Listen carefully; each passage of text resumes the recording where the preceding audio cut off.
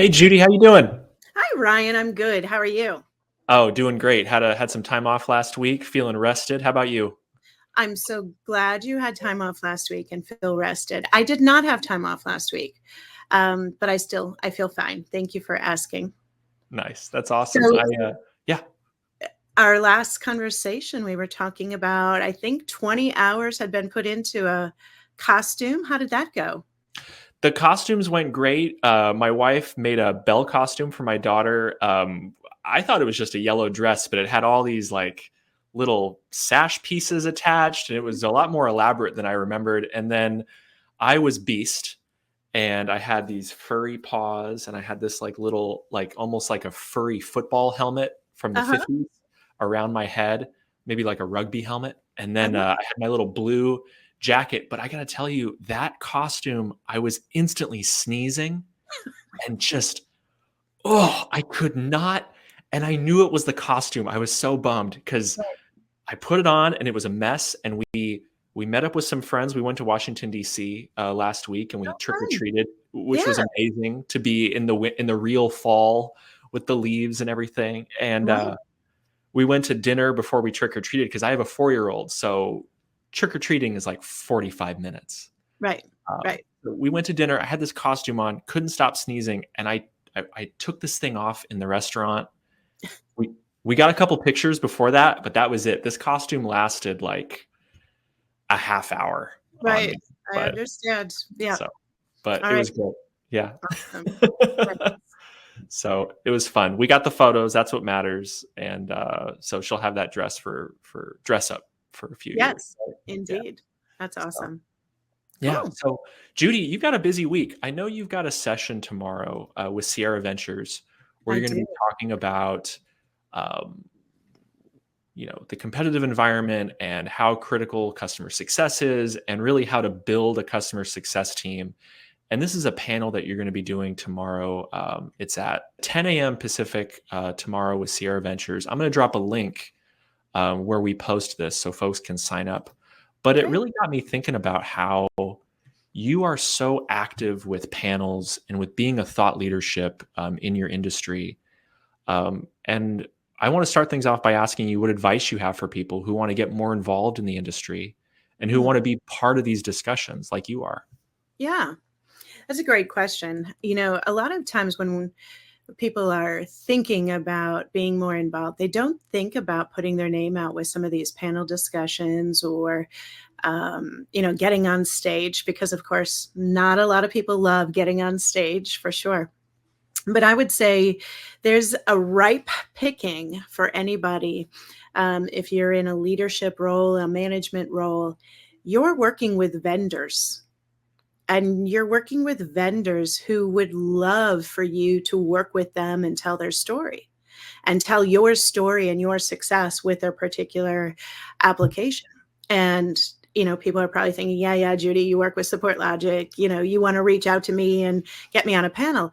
But it doesn't have to be SupportLogic. It can be your CRM provider. It can be your telephony provider. It can be your chat provider, right? You have a story, and a lot of times these vendors are just thirsting for leadership to come in and talk with them. And it doesn't only have to be, marketing about their particular product, because it is about thought leadership and gaining trust. And most of the people I know in the industry who have started to build what I'd call their brand, Mhm. they've done it on the back of people that they're currently working with in their own support or success organization. They're submitting to events where they would like to maybe host a workshop type or a round table. And I think for a lot of people, panel conversations are a great way to start, because panel conversations, there's generally a moderator who's going to pull those nuggets out of you that you don't even realize you have in you. And they're going to ask you these amazing questions and give you, those minutes to talk about your thoughts and your feelings on a particular topic. The other thing, if you see somebody who you love, how they maybe they're blogging a lot, they're putting posts out on LinkedIn, or they are doing kind of a panelist tour, you see their name show up a lot, reach out to them and talk to them, because a lot of times they'll take someone with them, right? And they're just looking, we know everyone's busy. A lot of times I'll want people to go with me, and I always feel a little cautious asking, simply because I know they have so much on their plate. But don't hesitate to reach out. I love it when people reach out to me, because I'll say, you know what, I've got this great event coming up, come along with me and, be on the panel or present. So I think it's so important in the industry, continue to build your personal brand. I think that's very, very important. It doesn't take away from what you do in your day job. It just actually accentuates it and accelerates it. So, don't say no, and look for those opportunities where you can volunteer, because people love the volunteer, somebody who's willing to hold their hand up and say, hey, I'd love to do that with you. Can I? And, I'm not going to say no to that. If somebody reaches out to me as a result of our conversation today, trust me, I'm going to come back to you and I'm going to say, hey, let's do something together. That's awesome. I've been privileged to see you lead panels. You led a panel in Vegas a couple weeks ago, and I want to take so much from your style. I love how you break the ice and how you get the room on your side. How did you get into that? How do you prepare for that? What Yeah. is that? Yeah. It's funny. A lot of, what is it? Public speaking. If it's not number one, it's in the top three of our horrible fears in life. Right. And it's hard. And yet it's fun. It really is fun. And it doesn't have to be hard.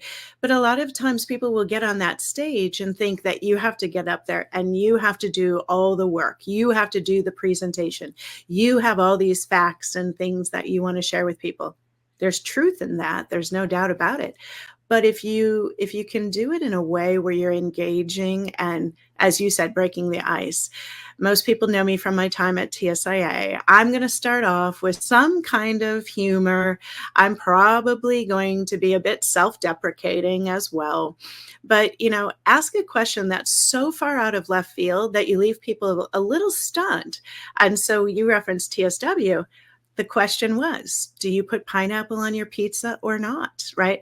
And you see people smiling and you saw the hands go up, because people have a feeling about that one. Right. I mean, stay away from football teams. I learned that one the hard way. Right.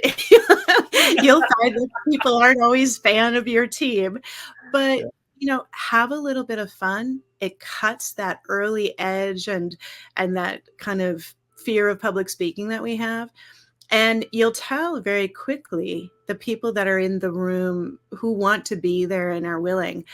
And one of the best stories I have, and, Greg, if you're listening, you know who you are. I used to have a gentleman who came to every one of my sessions, and he always sat in the front row.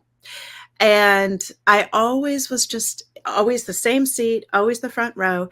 And he was always just this ready smile whenever I was presenting.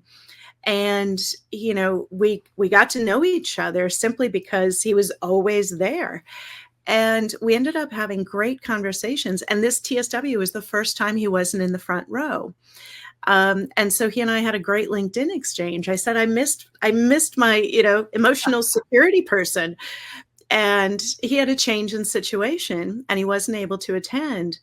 But you find those people in the room that you make eye contact with, and people sense that you're making those connections. And it might just be one person, but your tone changes because you see the friendlies and you see the people who are smiling at you and the people who are happy to be there. And, I think in today's world, we've all gotten better at public speaking. We don't realize it, but Zoom is a form of public speaking. Even when you're on meetings, you're on camera. And I think for a lot of people, that's taking some of that edge off, because what's the difference between a Zoom call or, standing in front of the room and seeing everybody in their little boxes, right? It's the same kind of energy and flow. I love that. I think, would you call yourself an extrovert? No, No, absolutely not. I Yeah. am so not an extrovert. And this makes people laugh. I'm a very, very introverted person. And for me, I see extroverts and I'm like, wow, look at them. I wish I could be them. I'm Same. so not an extrovert. No. Mm-mm. It's funny. I think the way I define it is that I get energy from the recharge, right? I Yeah. get energy from the downtime, and then Yeah. I have to kind of ramp up to do stuff. Yeah. That's funny. That's a good point. So you're doing these events, and you're usually coming in with a point of view. What's your process for that point of view? Is that something that you're always kind of continually working on, and then you're finding channels for that point of view, or do you find that you are preparing specifically for things? What's your, like, for example, with tomorrow? What's part of your process? Yeah, no, that's a great question. I think that you have to have a point of view because, especially today, you can get swayed in 30 seconds, right?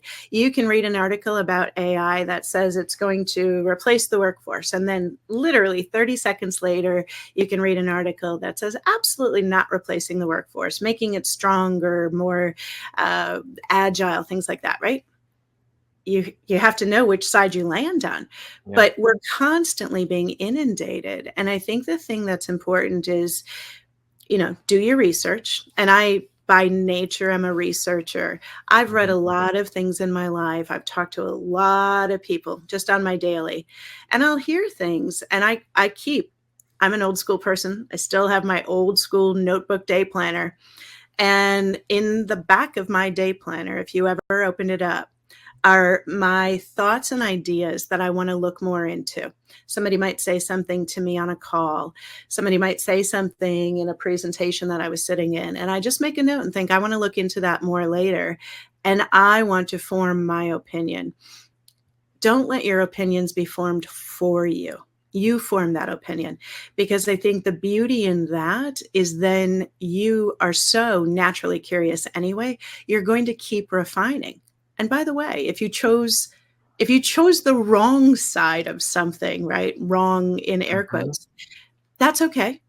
Be okay to say, you know what, 2 years ago, I never thought I'd be standing here saying this, right? And I've said that myself, because sometimes you do land on a topic and maybe there wasn't enough research in the industry. Maybe there just wasn't enough data at the time. But take a stance, be willing to take that stance, be willing to back it up with what you think, but always just be curious. And I think that's the most important thing. Be curious. Figure that out.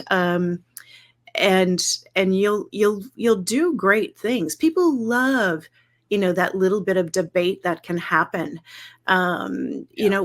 whatever that topic is. But go for it and choose, and then just be able to back yourself up. That makes a lot of sense. You're right. Folks really like the controversy, the vulnerability, the Yeah, debate. yeah, It's like, I think sometimes when we're thinking about getting out there, putting ourselves out there, we're worried about being wrong. hmm, But it's the curiosity, it's the willingness to change your opinion, but to at least have an opinion. I think yes, some of my favorite posters on LinkedIn are the most controversial ones. yeah, I just admire them for their ability to just put it out there. yeah. And you're right, we need more of that. Yeah, and the ones I'm drawn to, whether they're the post or the speakers, I am drawn to the ones who are more vulnerable, more transparent. They're not just standing up there trying to get a point across or to get a topic covered. They're willing to share themselves, and you can feel that and you can see that. And somebody once said to me, you don't play poker, do you? No, no, I don't, because this face says it all, right? And so that's the connection I love having with people, because I think in today's world, again, with all that we're surrounded by, I'll take the real and the raw any day. Give that to me. I can relate to that. But if it's just that canned, I'm just up here for 45 minutes to give you what I want to tell you. People sense that, and they kind of go back to their high school days when it was sitting in a lecture hall, right? It doesn't feel good. So, Yeah. I think yeah. that's a great point to end on. Judi, thanks for your time. I'll see you in 2 weeks. Looking And forward to it, Ryan. yeah, appreciate all the advice. All right, take care. Okay.